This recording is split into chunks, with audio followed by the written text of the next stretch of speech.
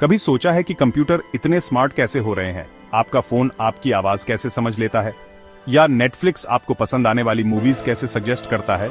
जवाब है machine learning. Machine learning computer को एक्सपीरियंस से सीखना सिखाने जैसा है, बिल्कुल इंसानों की तरह। हर काम के लिए स्पेसिफिकली प्रोग्राम करने की बजाय कंप्यूटर अब डेटा एनालाइज करके खुद सीख सकते हैं और इंप्रूव कर सकते हैं। यह जादू जैसा है, लेकिन डेटा और एल्गोरिथम्स के साथ। मान लो आप एक कुत्ते को नई ट्रिक सिखा रहे हो। आप उसे ट्रिक दिखाते हो, सही करने पर इनाम देते हो और गलती करने पर सही करते हो। मशीन लर्निंग भी ऐसा ही है। हम कंप्यूटर को डेटा देते हैं, बताते हैं कि क्या सही है और क्या गलत, और वो उस इंफॉर्मेशन के आधार पर टास्क परफॉर्म करना सीखते हैं। ये टेक्नोलॉजी हमारे आसपास की दुनिया को बदल रही है, कंप्यूटर को स्मार्टर और हमारी जिंदगी को आसान बना रही है। सेल्फ ड्राइविंग कार्स से लेकर पर्सनलाइज्ड रिकमेंडेशंस तक, मशीन लर्निंग हमारे जीने, काम करने और खेलने के तरीके को बदल रही है। अब चलो इस जादुई टेक्नोलॉजी के सीक्रेट को अनवेल करते हैं। मशीन लर्निंग कॉम्प्लिकेटेड लग सकता है, लेकिन यह 3 सिंपल स्टेप्स में काम करता है। Step 1, data collection. जैसे हम अपने एक्सपीरियंसेस से सीखते हैं, कंप्यूटर डेटा से सीखते हैं। यह डेटा कुछ भी हो सकता है, टेक्स्ट, इमेजेस, नंबर्स और भी बहुत कुछ। जितना ज्यादा डेटा हम कंप्यूटर को फीड करेंगे, उतना ज्यादा वह सीखेगा। Step 2, pattern recognition. एक बार कंप्यूटर के पास पर्याप्त डेटा हो जाने पर वह पैटर्न्स की तलाश शुरू कर देता है। उदाहरण के लिए, अगर हम उसे बिल्लियों और कुत्तों की तस्वीरें दिखाते हैं, तो वह उनके फीचर्स के आधार पर उनके बीच अंतर करना सीख जाता है।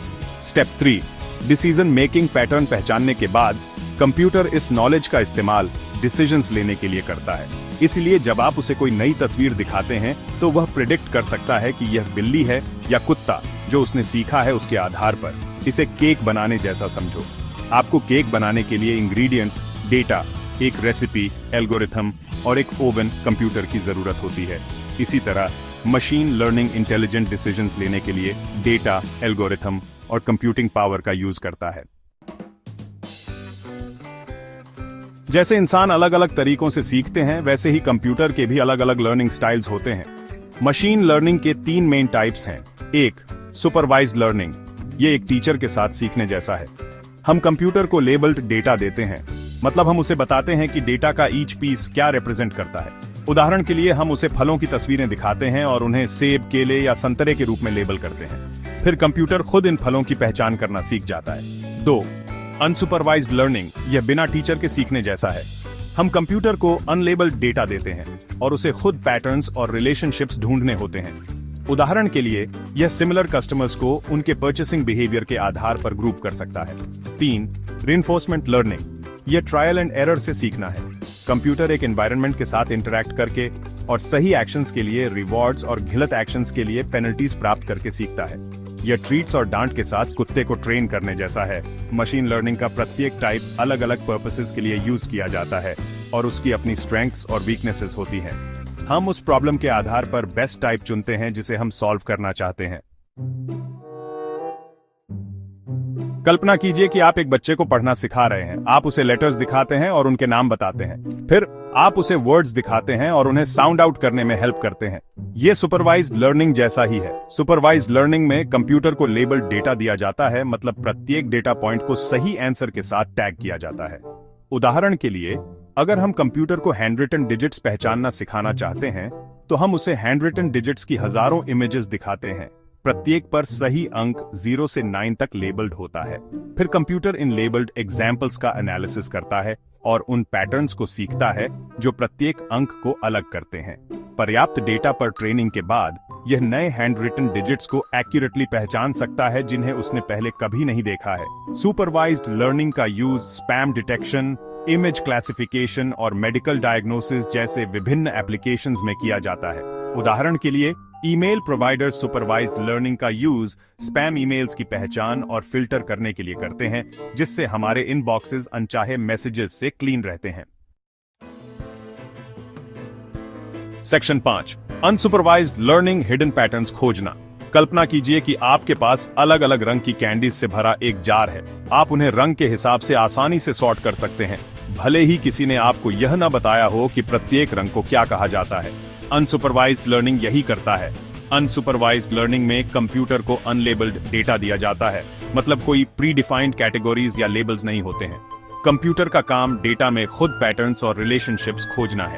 उदाहरण के लिए, एक ऑनलाइन स्टोर अपने कस्टमर डेटा का एनालिसिस करने के लिए अनसुपरवाइज्ड लर्निंग का यूज कर सकता है। कंप्यूटर सिमिलर परचेसिंग हैबिट्स वाले कस्टमर्स के ग्रुप्स की पहचान कर सकता है, भले ही वह उनके नाम या डेमोग्राफिक्स न जानता हो। यह स्टोर को प्रत्येक कस्टमर ग्रुप के लिए अपने मार्केटिंग कैंपेन्स और रिकमेंडेशंस को पर्सनलाइज करने की अनुमति देता है। अनसुपरवाइज्ड लर्निंग का use fraud detection, recommendation systems और एनोमली डिटेक्शन में भी किया जाता है। यह हमें डेटा में हिडन पैटर्न्स और इनसाइट्स को अनकवर करने में हेल्प करता है, जिन्हें मैन्युअली खोजना मुश्किल या असंभव होगा। सेक्शन 6, रीइंफोर्समेंट लर्निंग, गलतियों से सीखना। कल्पना कीजिए कि आप एक कुत्ते को नई ट्रिक सिखा रहे हैं। जब वह ट्रिक सही ढंग से करता है तो आप उसे ट्रीट से रिवॉर्ड करते हैं, और जब वह नहीं करता है तो उसे डांटते हैं। यह trial and error method reinforcement learning के समान है। रीइंफोर्समेंट लर्निंग में कंप्यूटर एक एनवायरनमेंट के साथ इंटरैक्ट करके सीखता है। यह एक्शंस लेता है और रिवॉर्ड्स या पेनल्टीज के रूप में फीडबैक प्राप्त करता है। कंप्यूटर का गोल समय के साथ अपने रिवॉर्ड्स को मैक्सिमाइज करने के लिए बेस्ट एक्शंस सीखना है। उदाहरण के लिए, चेस के गेम में कंप्यूटर रैंडम चाल चलकर शुरू कर सकता है। जैसे जैसे यह ज्यादा गेम्स खेलता है और फीडबैक प्राप्त करता है, जैसे जीतना या हारना, यह सीखता है कि कौन सी चाल बेहतर परिणाम देती है और उसी के अनुसार अपनी स्ट्रैटेजी को एडजस्ट करता है। रीइंफोर्समेंट लर्निंग का यूज रोबोटिक्स, गेम प्लेइंग और कंट्रोल सिस्टम्स में किया जाता है।